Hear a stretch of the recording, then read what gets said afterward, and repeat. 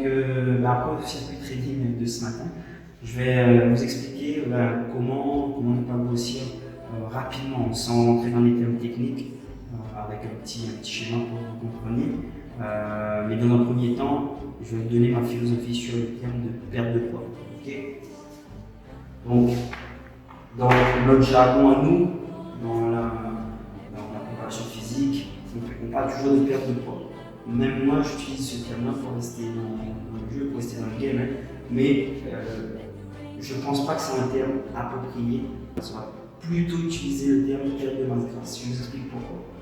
Quand on dit perte de poids, vous êtes d'accord, c'est une masse, c'est en kilos, d'accord?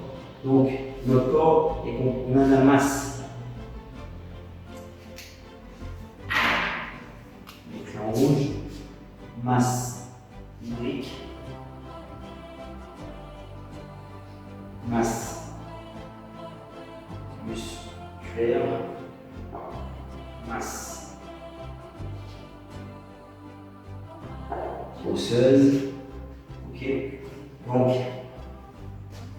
à quel moment vous allez déterminer que vous avez perdu du poids, d'accord? S'il y a des hôpitaux qui sont spécialistes à ce sujet-là, donc là-dessus il n'y a pas de souci, pas de machine, ils font les calculs et ça vous donne votre masse musculaire, votre masse grasse et votre masse osseuse. Ce que moi je veux vous dire, c'est en fait le terme perte de poids n'est pas tellement approprié. Nous, ce qu'on veut en fait réellement ici, c'est, j'ai oublié le plus important, masse grasse.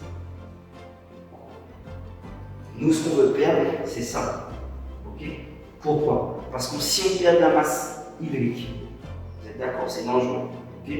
Pour que les échanges soient bien faits au niveau du corps, pour la conduction du système nerveux, pour l'énervation des muscles soit bien faite.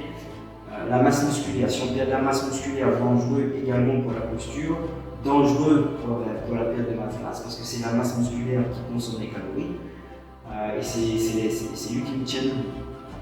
La masse osseuse, très dangereux également, si on perd la densité osseuse, l'ostéoporose, ça aussi, l'arthrose. Voilà, donc il faut faire attention. Donc le terme le plus approprié finalement, c'est la perte de masse grasse. Okay. Donc comment on va jouer sur la perte de masse grasse? Donc c'est tout simplement, comme je vous dis, je ne rentre pas dans les détails scientifiques, hein, c'est juste avec un petit schéma, en plus je ne sais pas trop bien dessiner, mais c'est pas grave.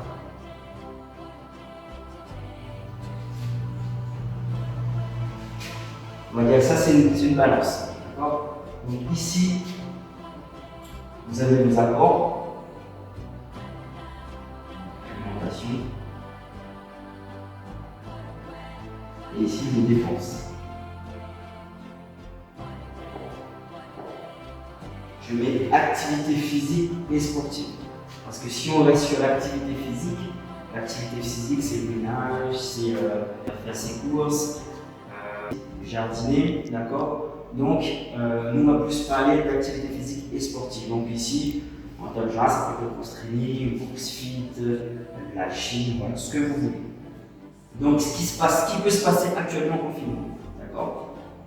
On est confiné, on bouge moins et on a plus tendance à ramener des apports que dépenser, d'accord?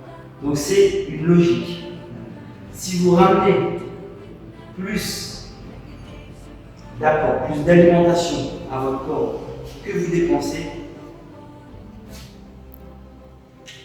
vous allez grossir.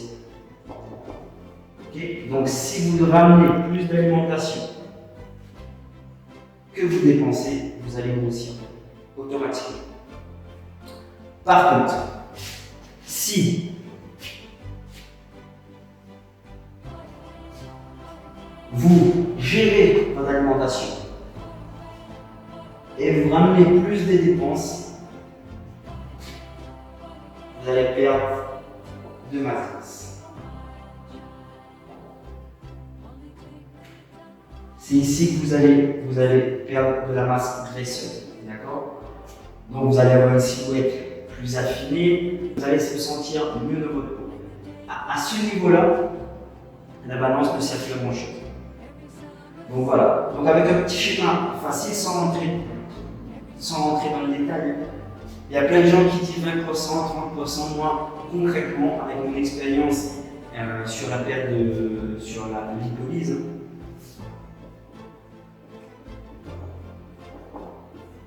Lipolyse, donc l'utilisation de la matière grasse. Moi je suis plus sur du 50-50. 50-50, pourquoi? Parce que comme je vous ai dit au départ, si vous perdez de la masse musculaire, c'est dangereux. Autant pour la posture. Et c'est la masse musculaire qui brûle, qui consomme les calories en permanence. Ok?